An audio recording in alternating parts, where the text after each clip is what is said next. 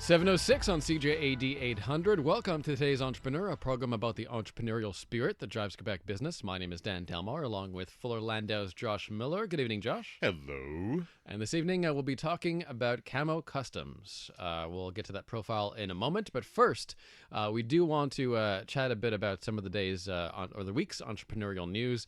And beginning with, I spoke to Kevin O'Leary during the 5 p.m. hour on the Drive Show, and the Shark Tank and Dragon's Den phenomena are so interesting. I actually find those stories pretty inspirational. I find some of the stories in the show inspirational, but the question that I think Shark Tank may not address is what happens, down the road after they're featured on the show, and we're seeing a lot of people just sort of bailing on their businesses, right? Just selling off and being happy for the publicity. Well, I would say it's like, when an entrepreneur wants to get into financial bed with any partner, or with any financial partner or business partner, it takes a little bit more than, a few minutes in front of them to figure out if you have a deal or not. So what we see is sensationalized on TV, and it makes for a great reality show. I mean, we certainly watch it. It's intriguing. There's some great ideas on there. But to put a deal together in just a few minutes is near impossible. You don't have all the facts. You didn't have the right due diligence. Everybody's putting on their best face, like a first date. You get all dolled up and you tell the best parts about yourself, and that's what you're selling. But what happens afterwards? What happens on the second, third date, and when it's time to propose and to marry? That's when a lot of other details come to play. That's when, all the finer parts or the fine print of a lot of the deals come into discussion, and it's not meant for everybody. And the reality is sometimes it's not meant for the sharks, and sometimes it's not meant for the entrepreneurs to say, you know what? They're getting too much from me. I'm giving up too much of what I think is a great idea, and maybe I can get a better deal elsewhere. But of course, you see only the best parts on TV, which, sells good advertising. And in many cases, some of these entrepreneurs just need a cash infusion and are willing to give away parts of their company to get that. Typically, if you're giving away 20, 30, 40% of your company because you need the capital, I mean, how long does that process take? How long does that due diligence typically take in order to make sure that it's a right fit for both parties? I would say it depends on the party giving the funds. In other words, how much information do they want to have to feel secure about the money they're giving? And of course, how much are we talking about? It's one thing to give $10,000, to a business and help them out. It's another to give $1 million. And you certainly want to know that your funds are going to the right place at the right use, and not to a crook or an entrepreneur that really doesn't know how to manage money, manage funds, and is just an idea with no plan. So I think that's part of it. I mean, then of course there's the marketing aspect of it, and how much is all this energy and effort and dollars going into just that. So we spent a lot of time on the program talking about retail and how retail in Montreal, particularly downtown, is suffering. We had a lot of closures lately, but one company that's doing really well, and this is a pretty interesting story in the Montreal Gazette, is IKEA. And they are actually strong and growing, according to the story in the Gazette. 4.1% growth last year, store visits rising by 3%. The way I see it, I mean, my guess is that maybe they're offering a more unique retail experience. Could that be why they're doing so well? Well, I think there's a number of lessons to be learned by entrepreneurs here. Part of it is knowing your market, knowing your audience. How many times have we sat on air with people and heard stories of, they know their audience, they do well. If they don't know their audience so well, they blow their brains out and they got to move on to something else real quick. So I think IKEA has learned to know its audience. I think one of the most interesting aspects is that IKEA has learned to know its audience in many parts of the world.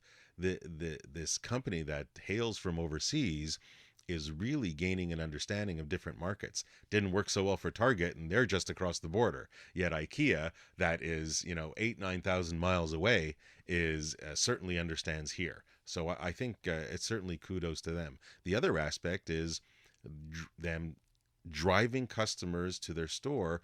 Why? So that because customers, it is a unique experience, and it is a little bit different. Even if you do have to walk, a kilometer to get to the end because of all the ins and outs and follow the arrows, unless you kind of sneak your way through. But it is a more unique experience than walking into another big department store, a big chain. it's very different, and it's something that's appealing because it's also changing from moment to moment. There's one thing, certainly whether it's today's, millennials or generational issues, people need that constant change, that constant stimulation. And certainly when you're an IKEA and you're moving from sector to category to category, or every, 50 feet, it's another look, it's another design, and they're just keeping people's attention that much longer. And there's the meatballs too. Well, the hot dogs. It's actually amazing. How do you get? We were talking about dating before. How do you get to your partner's heart is through his stomach? Well, Quebec, when they shop, they love to eat. Listen, how many times have you heard people go to Costco just to have snacks while they shop, just to go for lunch and hot dog? It's a phenomenon, and somehow it seems to work. We're shopping so much that we need a snack break in between. This is another story from the Gazette, which is kind of interesting, talking about the economic boom in Montreal, but not in Montreal, the North Shore of Montreal. And as people spread out to the suburbs, the jobs are going with them. So though Montreal as a city may not be growing by leaps and bounds, the suburbs are doing quite well. Dan, I'm sure you've spoken on your other shows about how people are kind of avoiding downtown, whether it's because of traffic, whether it's because of man cave sized potholes, seems to be the theme of the day, or what have you. People don't necessarily want to trek downtown. They want to stay in their suburbs. Because everything is there. Whether you're West Island, whether you're East End, whether you're Laval, whether you're South Shore, you have your communities that can basically offer you everything without movement. So people are kind of not exactly coming downtown. What does that mean for entrepreneurs? Well, that means that whenever you're opening your business or your office or whatever, the goal is to get the right talent in your space, in your door for your company. Where is that right talent? Where do they want to be?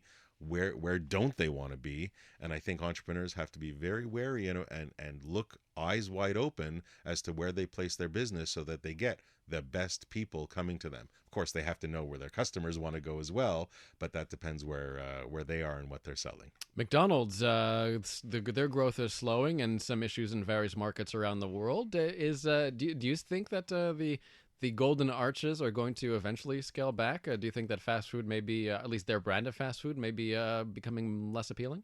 Well, there's no question that today that type of fast food is not as much appealing as a lot of other areas. I mean, you certainly know that people today are far more in a health scene. And we've seen it in McDonald's that have changed and offered their products over the years. And I think the latest iteration, and they're no different than any regular entrepreneur. They got to reinvent themselves. They can't stay the same forever. It just won't work. They'll go the way of the dodo. So they must constantly reinvent themselves. Can they reinvent themselves enough to, I guess, get past the image of the I guess less healthy meal, less healthy burger, and move on to better things? That McDLT that was, the lettuce and tomato was fresh, and it's certainly now with the competing with the coffee shops, you have your McCafe, which people say is a very good product and or great bang for the buck. But I think this story is about making sure the brand you've built doesn't die, and combining that with reinventing yourself to make sure that you stay with the times and you understand it's always back to the same thing. You know your audience, you know your target, and you understand what the changes you have to make to keep up with them. And finally, real quick, some encouraging news from BlackBerry. They are getting into more of a partnership with Samsung, which I hope is a good sign for its viability long term. My favorite topic, BlackBerry, because I'm still an avid BlackBerry user. Me too. And the reality is it's strategic. It's a fantastic strategic alliance, and any entrepreneur that is not good at what they do, but that knows that an add-on can help their sales and help their company grow, that's a strategic alliance, and that's something entrepreneurs cannot avoid unless they just don't want to grow. They don't have it in them. They're not hungry. But if you want to grow and you can't be good at everything, then know where you're weak and know where you're able to strengthen so that you can make your company that much more profitable. Today's entrepreneur on CJAD 800, Camo Customs, our profile of the evening. We're going to talk about customizing cars. Should be a really cool business. We'll get into that in a moment. But first, 7:15.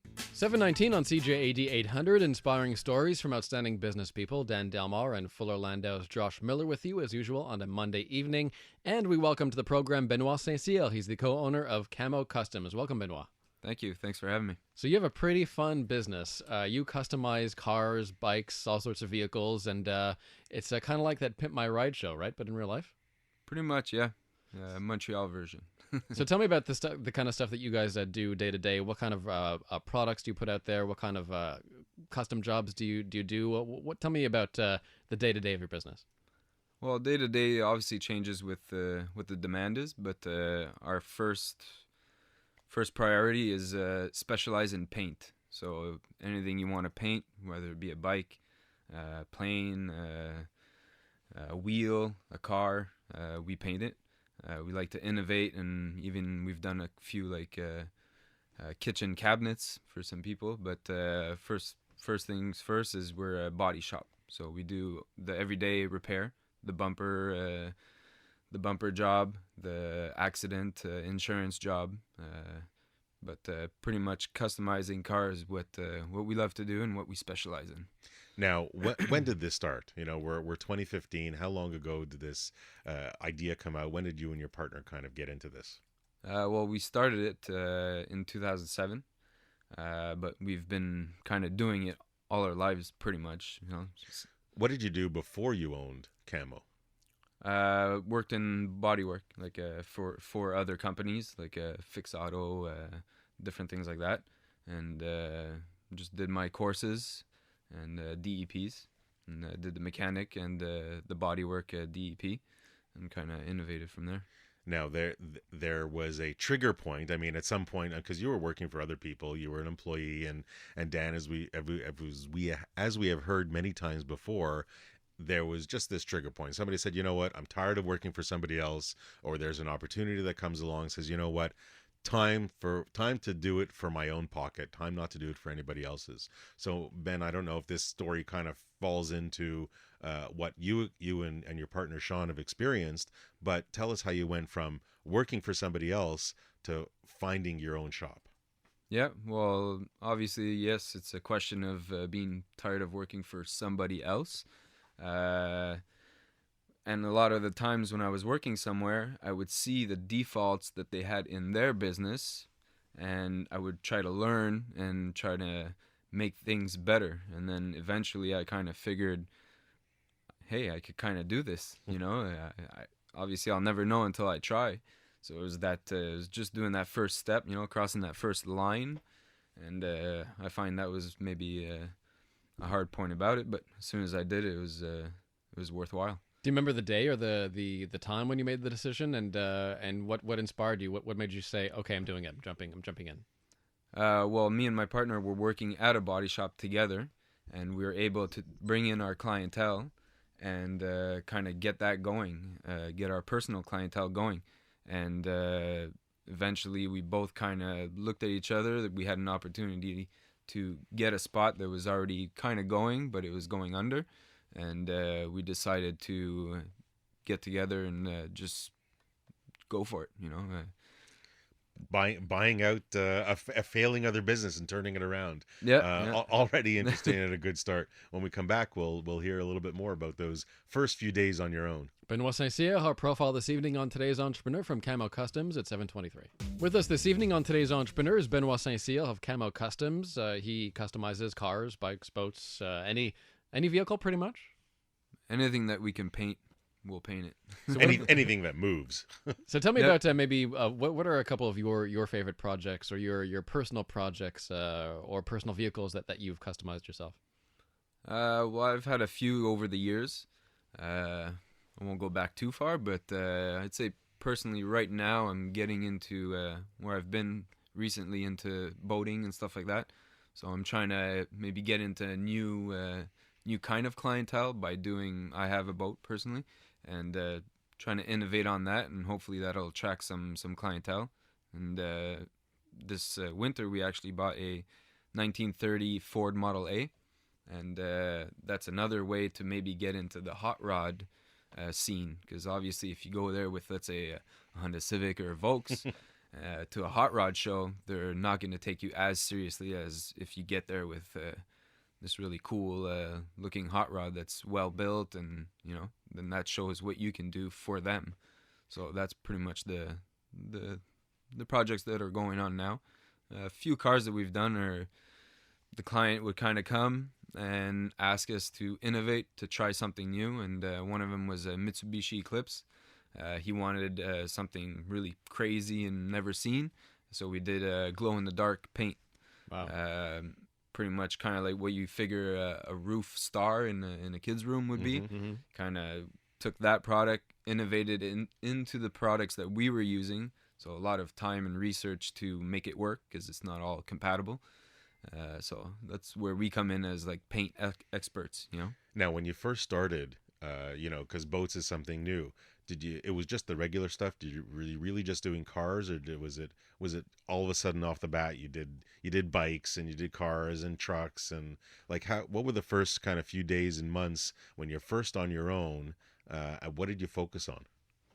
Well, when we started, there was the whole era of the Fast and Furious, and those movies were out. The generation was a little bit different too, so people were more into modifying them into like street racer kind of cars. So in the beginning, we were doing quite a bit of modification, so the Honda Civics with the body kits and the mags, suspension and stuff like that. So in the beginning, we're innovating on that. It was going good. And then as we were going, we were seeing that maybe we couldn't neglect the regular job. And we didn't want to look too much like a custom shop and close the door to another opportunity. So in the beginning, we were just doing kind of what would come in and word of mouth. Was it just the two of you, you and Sean, on your own, or like at Yep. what point did you feel you had to hire another body? Yeah, for the few first years, it was just me and Sean. Then we figured it could be good to have another person. It was a hard decision to have to make because you gotta trust somebody. You gotta give him some work that you would normally do, that you want that quality control. But You have to train them too. You train want them to them, do yeah. at the right level that you would otherwise do it. Exactly. So we did that. It was one of Sean's friend's brothers. So we kind of got in. He was already trained a little bit, but we trained him into what we were doing specifically. So we've had him for about, I guess, 5 years or so now. How many employees are you today? We got 3 employees, me and Sean. And Now, is it a very informal atmosphere around the shop? Is there anything that you had to is there any formality you had to create, with even though you're only a few employees? Is there anything that you feel that you had to really kind of say, we got to follow this line, or, hey, you know what, we're only a few guys, we're pretty easygoing, so everything kind of goes? try to get a bit of both. Obviously now we're in another kind of level too, so I try to take a stand on where we have to go. So obviously there's the uniforms, you got to respect people's spaces, people's tools, all that stuff. And we just got to, obviously we put music in the shop, you try to keep it a bit more mellow. But yeah, try to have everybody have their own spot. So there's the painter, there's the prepper, there's the guy that's going to be priming. So we try to have them all specialize into their domain. Safety must be a big aspect. I mean, I'm sure certainly in any environment such as yours is important, but I guess what have you learned, or what have you had to do about safety? Well, it's a lot of products that are pretty bad for the body. So obviously there's a lot of like suits, air quality, gloves, obviously the steel toe boots, glasses, all that stuff. So I try to enforce that obviously the most as possible. And do inspectors come and show up and test that you're applying all safety standards? Yeah, every now and then they'll swing by, they'll kind of look around, and so far I try to be on top of it, so there's no problems there. Benoit St-Cyr is with us tonight on Today's Entrepreneur. He is the co-owner of Camo Customs. More with Benoit in a moment, but first at 7:30. For professional advice with a personal touch, consult Fuller Landau, Chartered Professional Accountants and Business Advisors. Click on flmontreal.com. 7:35. Welcome back to Today's Entrepreneur, inspiring stories from outstanding business people. Dan Delmar, along with Fuller Landau's Josh Miller, and our profile this evening is Benoit St-Cyr from Camo Customs. They do custom work for cars, boats, and pretty much anything in the paint department. And Benoit, we're talking about people and how important it is to have. Is it fair to call you guys artists? I mean, you are artists, right? I mean, it takes a particular attention to detail, which means that it's probably tough to find someone who's really the right fit, right? Yeah, for sure. I mean, you either got it or you don't. You could always train somebody to hope he'll have it, but if you don't have the touch or the eye, you know, a lot of people, you try, and they just do not get it, you know. But now, what happens? I mean, because you're hired a few people over the years, and if you're doing a little bit less of because you had the eye you still have the eye, I presume, for many years, to train somebody else, to let somebody else do what you know you could do 100%. That magic word of delegation. yeah. Were you successful at delegating? Do you still do it? Do you have any trouble with it? Yeah, it's always hard, that's for sure. I mean, it's a domain where it has to be very straight, very nice, a good finish. You know, I'm pretty picky when it comes down to that the final result. So I have to trust everybody to do the job that I would do just as well, or hopefully even better. I mean, obviously that's the goal, you know, is to have a shop that's running better than I could even do. Obviously, I've been pretty lucky with the employees that I've had so far and that I have. There was one where... Have you ever not been lucky with somebody? Have you ever had to kind of deal with a difficult case and maybe let them go? Yeah, there was one. Obviously, it was a hard and new adventure for me. I was trying him out. I tried him out for a few months. He just wasn't getting it. He wasn't getting the beat of it, you know. And unfortunately, I had to let him go. You know, that was very hard for me. But, you know, sometimes you got to do what you got to do. Listen, a first fire is not always the easiest, but you probably learn quite a bit from it, and hopefully you don't have too many more in your future. But you know, that one experience, I'm sure, will help guide kind of what to look at for in others, I'm sure, and what to know, when to call it quits and say, yeah. Merci, The next time I'll probably know a little bit faster. You know, maybe I'll catch that little something before it takes a few months. You know. Yeah. Now, was that your role? I mean, you and your co-partner Sean, you guys, do you play the same role? Do you complement each other? Where do you overlap too much? Like, how do you guys? Who's responsible for what? No, we have a good chemistry. I mean, I'm a little bit more on edge. I can maybe be a little bit more strict. He's a bit more easygoing, which I find is good because obviously employees and everybody needs someone with a little bit more authority, and they always need somebody that kind of relates to them, where, you know, a little bit more laid back and, you know, will be a bit more understanding. So we don't bump heads much. Obviously, sometimes we might have a little bit different of an opinion on maybe a way of doing something, but all in all, I'm very lucky to have a partner that makes everything just go easy. You know, he helps calm me down, and I help maybe put him on the edge a bit. You know, and you know, the question we tend to ask quite often is, what happens when you guys disagree?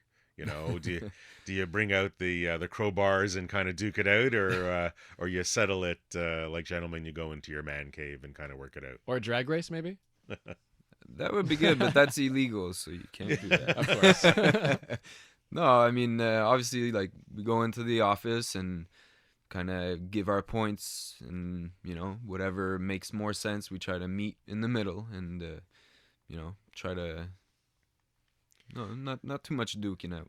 Nah, good to know. Good to know. No yeah. bruises on your eye. It's okay. No, there's a lot of sharp tools that lay around. So now you opened up in 2007 or 2015.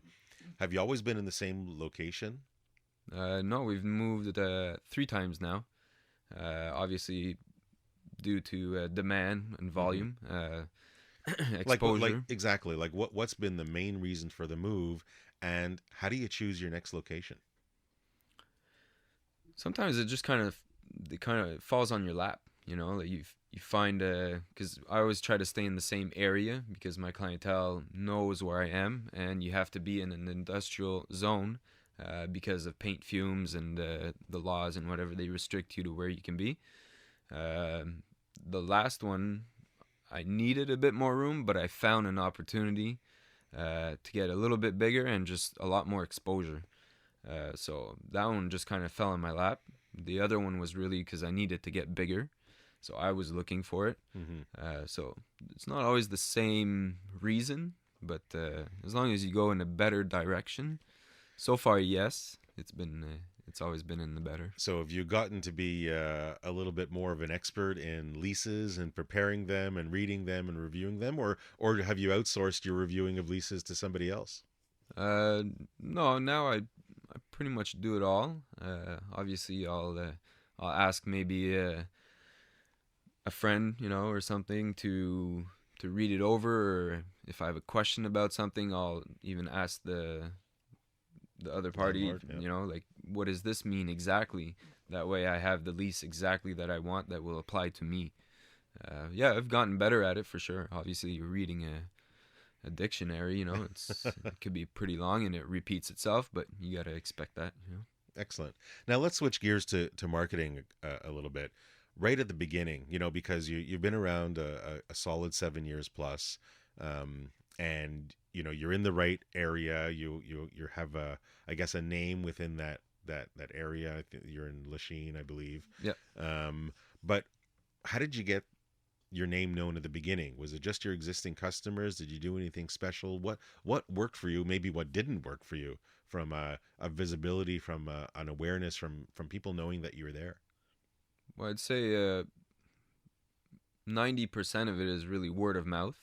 But we've tried, like yellow pages, little pamphlets for different organizations where they put your card into it and they give that to the employees, all kinds of stuff. And some of it might have been good, got a few clients out of it, maybe spread the name a little bit more.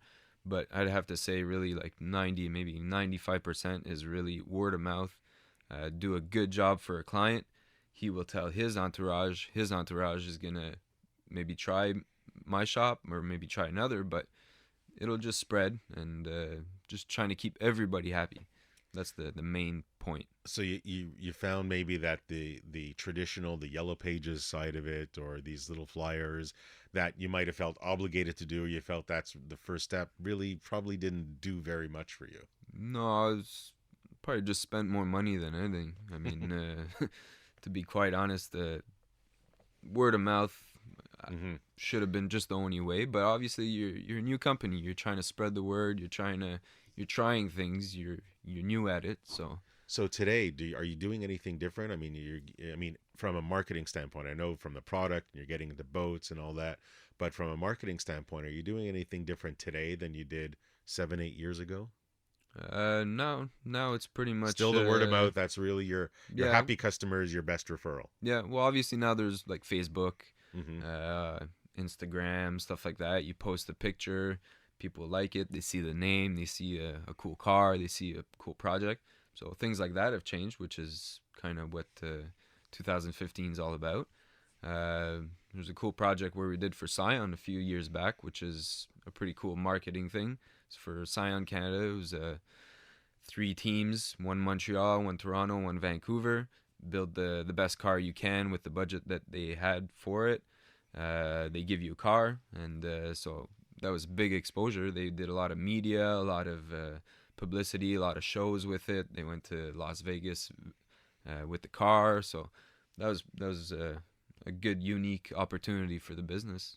And it was a contest, so great dollars, bang for the buck, I guess we'll say, since the exposure that you got from it was pretty big. Yep. Today's entrepreneur on CJAD, Benoit St-Cyr, our guest, the co-owner of Camo Customs. We'll bring in Kevin Ammerman, who's an IT specialist, in a moment, and he'll talk about, Josh, believe it or not, some people still don't have a website for their businesses. So how to set one up, how to maintain one which is could be even more difficult. So Kevin will chat about that in a moment. But first, 7:48 on today's Entrepreneur, inspiring stories from outstanding business people. Dan Delmar, along with Fuller Landau's Josh Miller, and our guests this evening, Benoit St-Cyr of Camo Customs, will have his one piece of advice for today's Entrepreneur on the way. And we bring in Kevin Ammerman, IT specialist at Fuller Landau, to talk a little bit about setting up websites and maintaining them. But first, Kevin, Twiddle this week in data loss, and now I'm all paranoid because my laptop might be affected by this. Yeah, there's some big news this week from Lenovo. So getting some big names out there. All their consumer laptops that they've sold for the past couple of years have come with some, well, they don't call it spyware, but basically it's advertising software that's pre-installed when you buy the laptop.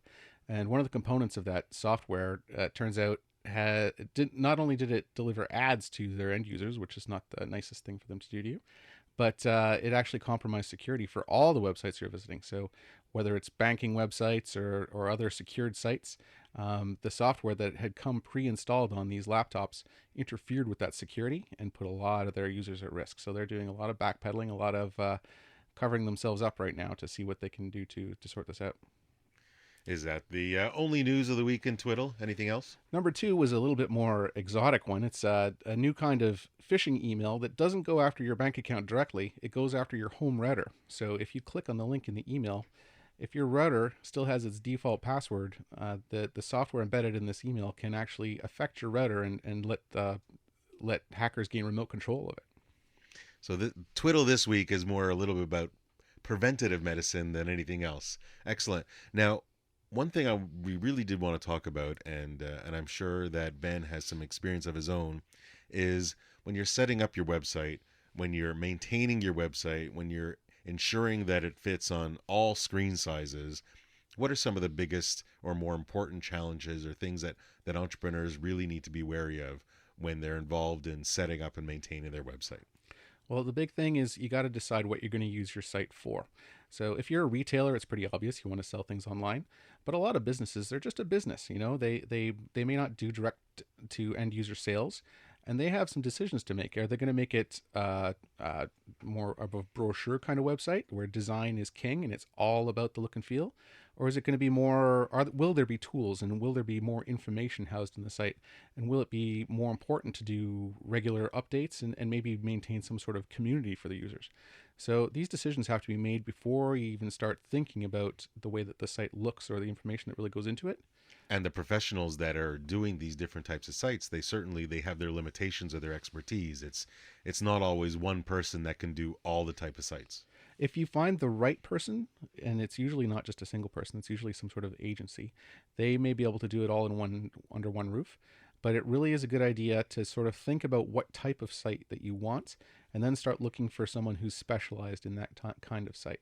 Because if there's more to it, if there is more structure involved in it, there's going to be a lot of planning, and somebody who really knows the ins and outs of how these sites work can really help you design things and lay things out nicely for you so it's easier to maintain down the road.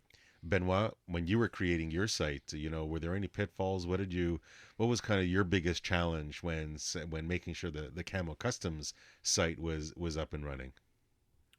Probably just getting somebody that's up to date, that's in, as you can say. You don't want your website to look like an antique, So that was a challenge, trying to see with a couple of different people what their idea of my website could be, because obviously that's not my domain. How involved were you? I mean, did the website designer, developer, did he thoroughly involve you, or did he kind of get a couple of ideas and then go on his own merry way to create?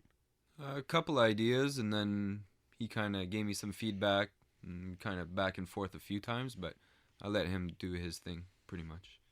Kevin, I want to talk a bit about the CMS, which is important, the back end, the content management system. What kind of basic questions should entrepreneurs ask web people about how their website will be updated and how to upload stuff in the future, hopefully very simply? Exactly. This is one of the things where talking to your designer, making sure that there's some structure to your site so that you can log in yourself and update that content if that's something that you need to do. And to also make sure that the templates that are in front of that CMS, the templates are what the end user actually sees. So you want to make sure that they're flexible enough to work on all the different kinds of screens that are out there today, and also want to make sure that it is possible to update that look and feel down the road as sort of styles change, to keep it from getting dated too quickly.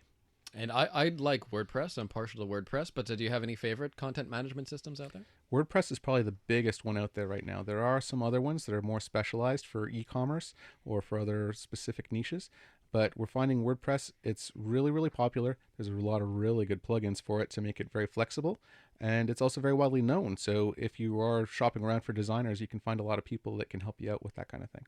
More on building websites and maintaining them, and Benoit St-Cyr's one piece of advice for today's entrepreneur. That's next. Today's entrepreneur on CJD, we have Benoit St-Cyr here from Camo Customs and Kevin Ammerman, IT specialist at Fuller Landau, talking about setting up and maintaining websites.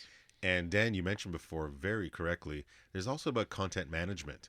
But I guess the question I want to ask Kevin is, for content management, people outsource. Should people do it in-house? Should they train their own people? Is it easy to do?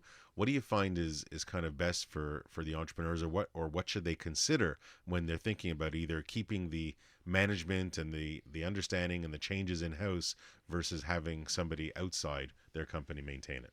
There's a lot of options, and it really depends on your business. So if you're running a retail business where you have to take photographs of your products and update that catalog constantly, then maybe you'll outsource the photography but do the actual catalog updates yourself.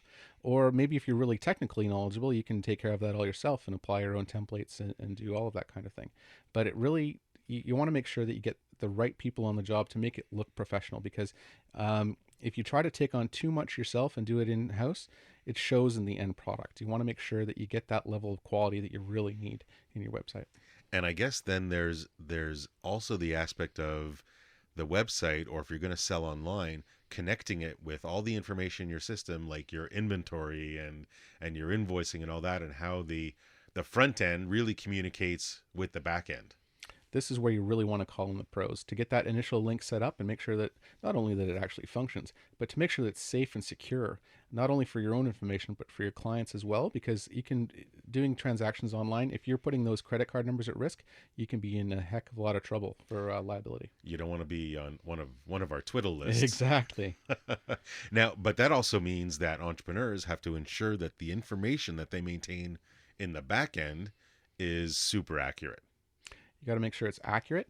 And what a lot of web-based companies are doing now is they're actually outsourcing that, for example, credit card processing, they're outsourcing it completely. So they never have those numbers in their hands, which really does protect them. If they can put it into the hands of someone trusted, a bank or a trusted online transaction provider, and not have to keep that on hand themselves, it really does limit the risk that they expose themselves to. Now, I know this next question is pretty subjective, but how long should a company maintain its existing website for? How often do you see, or would you recommend people redo their websites, whether it's a look or whether it's a technology change or what have you? We're seeing new businesses switch them very rapidly, so it's often as much as once a year. Older businesses will go 3 to 5 years before doing updates. Anything over 5 years, and it really starts to show on the website. You can tell that it's really dated. You can tell the look and feel of the website just hasn't kept up. Maybe it doesn't work so well on the new phones. Maybe it doesn't quite fit that weird square screen on the new Blackberries. That kind of thing really shows up. No question that the size of the feature to be able to apply to a big screen versus the tablet versus the smartphone is absolutely big. Yeah, and it's problems that we didn't foresee 5 years ago. So the shapes and the densities of these screens, the number of pixels, we just didn't expect them to be so high resolution. And it's hard to keep the sites looking good and looking sharp as more and more people are using these fancy phones.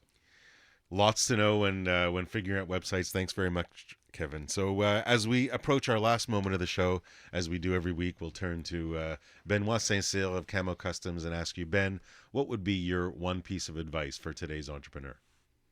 If you feel you want to go into business, go with both feet. Don't hesitate. You're never ready for it. Once you get in there, everything will just roll into play, and you'll just make it work. And there's no question, Dan. We've heard from many entrepreneurs over the years. Some say, you know what, it's very planned. I got, do my business plan. I make sure it's good. I'll check with 12 different people, and everything's going to fit in right. And you have others like Ben here, or a few others that we said, you know what, this is my gut. I'm either tired of being an employee, or I know it's right and I know it's going to work. And I think that was pretty clear in Ben's discussion tonight. So thanks for that, Ben.